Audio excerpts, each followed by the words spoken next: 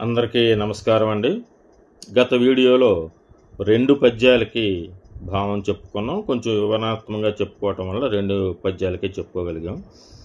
ఈరోజు 9వ శతకం నుంచి మరి ఒక పద్యం.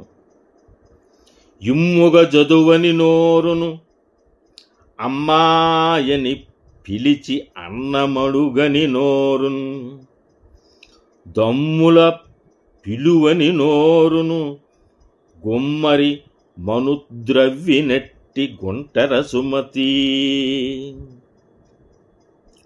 ఇంకొకసారి పద్యము. యుమ్ముగ జదువని నోరును అమ్మాయని పిలిచి అన్నమడుగని నోరును దమ్ముల పిలువని నోరును గుమ్మరి మనుద్రవ్వినెట్టి గుంటర సుమతి. మరి దీని భావం ఏమిటంటే, అమ్మ అంటే అమ్మ అని పిలవటమే కాదు, ఎవరినైనా సరే చక్కగా సంబోధించాలి, చక్కగా పిలవాలి. అమ్మ, నాన్న అని కానీ, లేదా మనం అన్నం అడుగుతున్నాం అమ్మని, అమ్మా నాకు అన్నము పెట్టు అని అడుగని నోరు. అలాగే తమ్ముణ్ణి తమ్ముడా,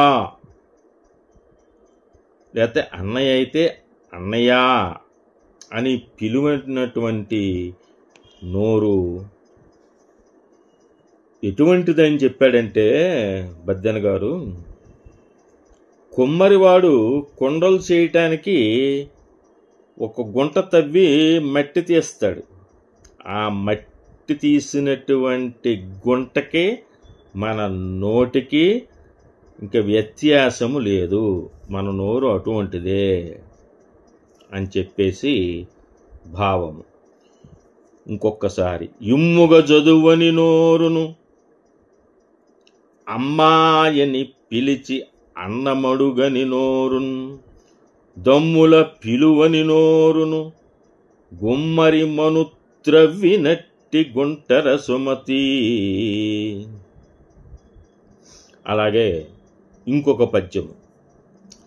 ఉపకారికి నుపకారము విపరీతముగాదు సేయ విమరింపంగా నపకారికి నుపకారము నెపమెన్నుక సేయువాడే నేర్పరి సుమతి.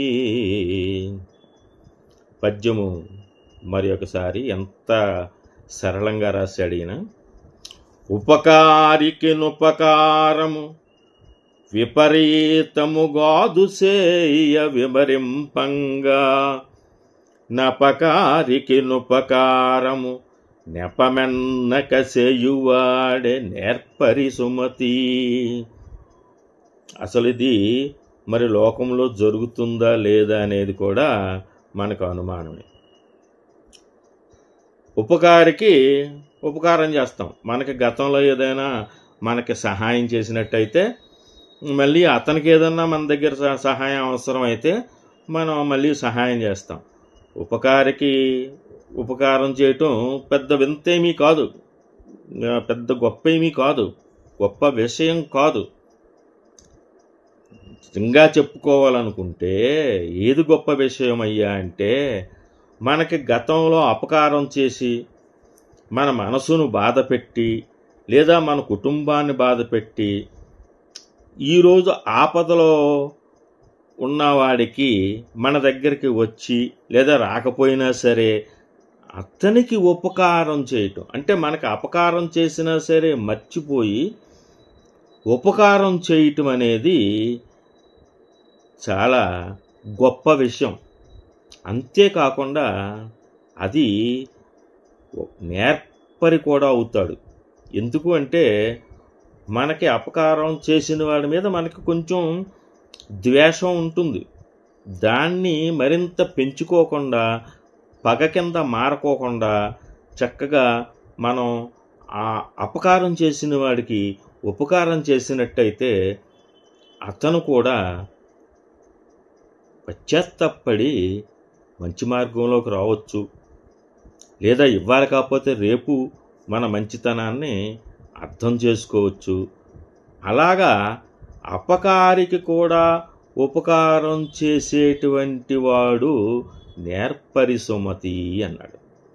మరొక్కసారి కనుక చూస్తే అవే మాటలు తిప్పి తిప్పి చెప్పినా ఎంత గూఢార్థం ఉంది. ఉపకారికి నుపకారము విపరీతముగాదు సేయ వివరింపంగా, నపకారికి నుపకారము నెపమెన్నక చేయువాడే నేర్పరి సుమతి. ఈ వీడియోలో కూడా మనం 2 పద్యాలే చెప్పుకోగలిగాం. అయినా సరే ఈ యొక్క వీడియో గురించి మీరు మీ అభిప్రాయాలు తెలియజేయండి. నా వీడియోని లైక్ చేస్తే 10 మందికి చేరుతుంది. సబ్స్క్రైబ్ చేసుకుంటే నేను చేసి అన్నీ కూడా లైన్గా వస్తూ ఉంటాయి. నమస్తే. దయచేసి సబ్స్క్రైబ్ చేసుకోండి.